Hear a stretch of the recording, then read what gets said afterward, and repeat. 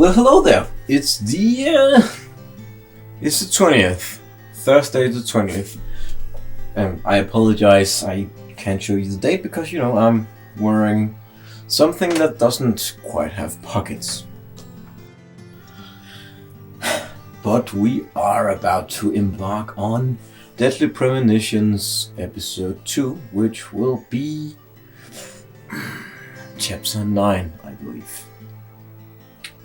And that's gonna be interesting. I don't have any funny little factoids about the last time because it was pretty self-explanatory, and I believe I went over most of it. So let's just get straight into the game.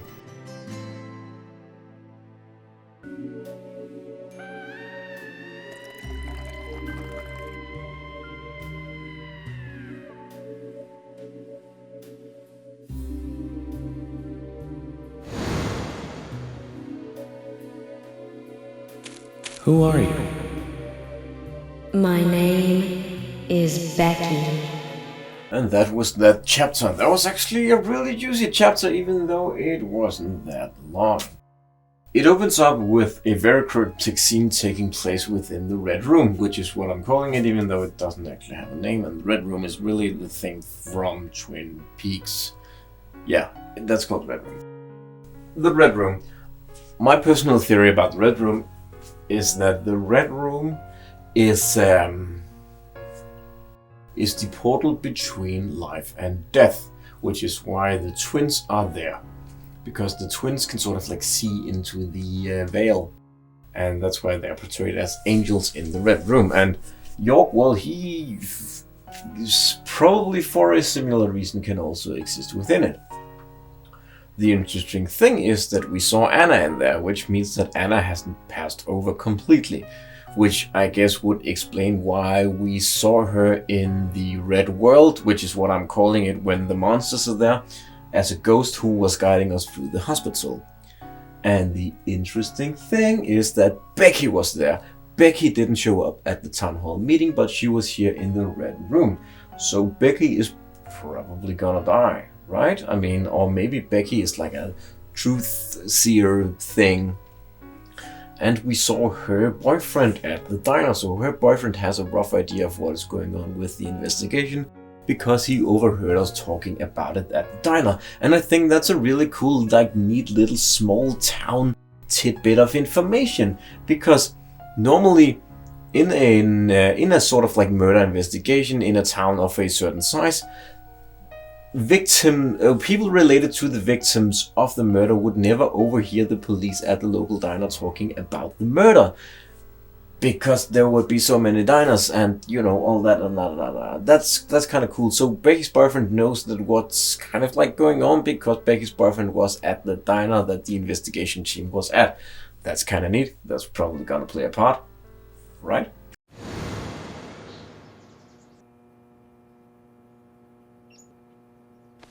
Zach, this case looks like it's directly related to us. And then we wake up, we get some coffee. Oh, and before we actually get coffee, we run into Kaysen,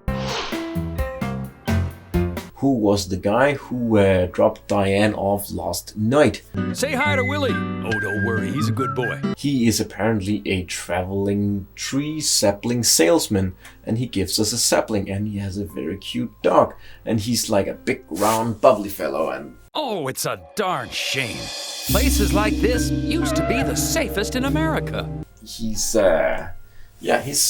quite the character. He's got a very kind of like those stocks that politicians buy that just keep growing and growing. Unique Asian fat man appearance that I really dig. You also see that that kind of strong fat guy body type in a game like Bayonetta, and I think even the new Resident Evil Village, they also have that guy. And I really like that physical shape in a video game. I think it's a really fun character design. So he's very cool and very nice. Breakfast looks as good as yesterday's. I hope you enjoy it. And then we have coffee with Polly, and I didn't pay attention. Forrest Kaysen. He's hiding something. You think so too, right, Zach? But after coffee we go outside, and together with George and Emily we then go to Diane's gallery, which is now open because Diane is now back in town. And then it gets even more juicy because as we go into the gallery, Olivia is there, who actually owns the diner. Do you come here often then? Well, no. Just sometimes. I'm sorry, I really need to get back to the diner. And Olivia, she's kind of like crying, and then she's lying about liking art, and it kind of like seems like she was just talking to Diane, and then she like went into the bathroom to freshen up before going back to the diner. So that's interesting. And we sort of like get confirmed that she wasn't just there looking at art, because she drops a note, and she also drops a key to the gallery. A key that we then use to go into the back room, which is locked. And then we have to punch in a code. The normal way you do this is that you find 3 paintings, and each painting corresponds to a number. The first painting in the foyer is a R of 6 trees, so that number is 6, and the code is 641. And I didn't check the other 2 because I kind of like knew the code in my little brain, so I just clicked it instead of going into the basement and finding all the other paintings of red trees. Like I said, there's no point in you having this. I can put it to far better use. I'm taking it with me, okay?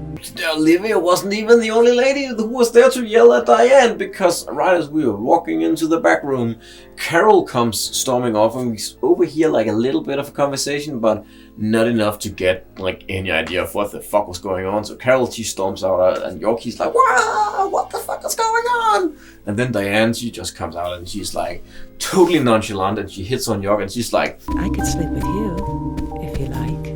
"We should fuck Agent York." And Agent York's like, "No, that's how I got these scars.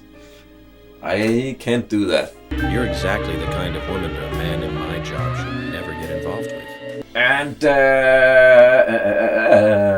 York didn't actually expect Diane to be the murderer, because York expects a man to be the murderer. But he less expects her now, because it is revealed that Diane had an alibi for the evening of the murder.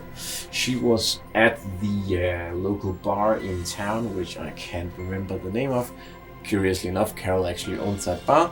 And even more curiously, Diane wasn't there all by herself. She was there with Olivia's husband, Nick, which is kind of interesting. Oh, you don't know, do you? Artists and art lovers, we love a good thrill. Thank you for your help. I have nothing further to ask you at the moment. Goodbye. And then the chapter concludes.